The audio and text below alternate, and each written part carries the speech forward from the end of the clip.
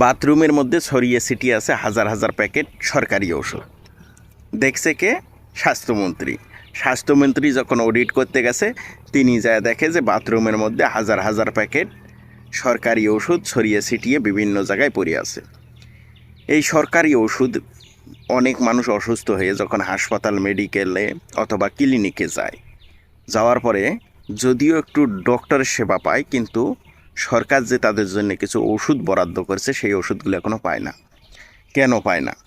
অনেক সময় দেখবেন যে আপনি একটা অসুস্থ হয়ে ডক্টরের কাছে গেছেন, ডক্টর কী করছে? একটা প্রেসক্রিপশন লিখে দিছে। এখন যখন বলছেন যে এখানে কোনো ওষুধ নাই, না এখানে কোনো ওষুধ নেই, ওষুধ শেষ হয়ে গেছে অথবা ওষুধ আসে নেই। এখন এই কথাটা বলার একটা কারণ আছে। আমরা গত কয়েকদিন আগে দেখছিলাম, গত কয়েকদিন বা মাসখানিক হবে, আমরা দেখছিলাম যে পুকুরের মধ্যে সরকারি ওষুধ বস্তা ভর্তি করা। তো এই যে সরকারি ওষুধ তো পুকুরের মধ্যে থাকার কথা না, এবং বাথরুমের মধ্যেও ছড়িয়ে ছিটিয়ে থাকার কথা না। এই স্বাস্থ্যমন্ত্রী কি প্রতিটা জায়গায় যায় প্রতিদিন কি চেক করতে পারবে বা অডিট করতে পারবে? কোনো দিনও সম্ভব না। তাহলে এই যে আজকে হঠাৎ করে স্বাস্থ্যমন্ত্রী গেছে চেক করতে, তিনি যায় এই অবস্থা পাইছেন। আবার দেখলাম যে স্বাস্থ্যমন্ত্রী বিভিন্ন জায়গায় গিয়ে বিভিন্ন হাসপাতালে রোগীদের যে খাবার হয়, মানে খাবার রান্না করা হয় বা অসুস্থ ব্যক্তিদের জন্য যে খাবারের ব্যবস্থা করা হয়, সেই খাবারগুলো মানসম্মত আছে কিনা সেই দিকেও টেস্ট করে এবং পরীক্ষা করেও দেখে। মাঝে মধ্যে তিনি নিজে খেয়ে দেখেন।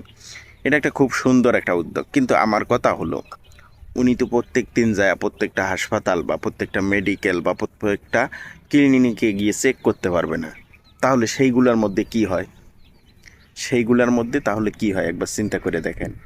মূলত কথা হচ্ছে যে একজন অসুস্থ মানুষ যখন যায় হাসপাতালে ভর্তি হয়, একটা ক্লিনিকের মধ্যে যায় ওষুধ চায়, তখন বলে ওষুধ নাই, তখন বলে ওষুধ নাই, ওষুধ শেষ হয়ে গেছে, বাইরের থেকে কিনে নিয়ে আসেন। এইরকম সচরাচর মানে সব সময় এইরকম কথাই বলা হয়। সর্বোচ্চ একজন অসুস্থ ব্যক্তি গেলে নাপা অথবা প্যারাসিটামল এই জিনিসগুলাই পায়।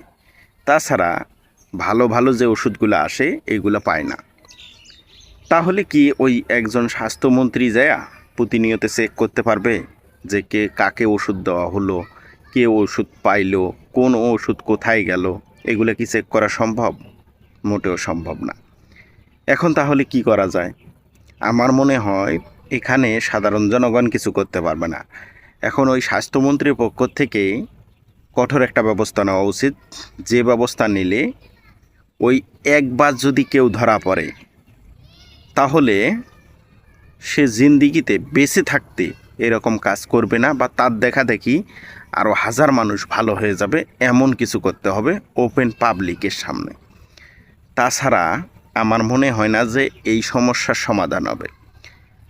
অসহায় গরিব দুঃখী মানুষের জন্যে সরকার সুন্দর একটা ব্যবস্থা নিয়েছে, ক্লিনিক করছে, হাসপাতাল করছে, সেখানে হাজার হাজার লক্ষ লক্ষ টাকা দিয়ে ডাক্তার, নার্স, বিভিন্ন সেবক রাখছে। তারা যদি তাদের সেবা দিতে গিয়ে দুর্নীতি করে এবং তারা যদি তাদের চাকরিটাকে চাকরি না মনে করে, তাদের বিরুদ্ধে অবশ্যই কঠোর অবস্থানে যাওয়া উচিত, স্বাস্থ্যমন্ত্রী থেকে সরকার পর্যন্ত। কেননা একজন মানুষের সেবা দেওয়ার কথা তাদের, একজন মানুষের যথাযথ প্রয়োজনীয় জিনিসপাতি যেগুলো সরকার বরাদ্দ করছে সেগুলো দেওয়ার কথা তাদের। আর তারা যদি এইরকম অনিয়ম দুর্নীতি করে, তাদের বিরুদ্ধে অবশ্যই অ্যাকশনে যাওয়া উচিত।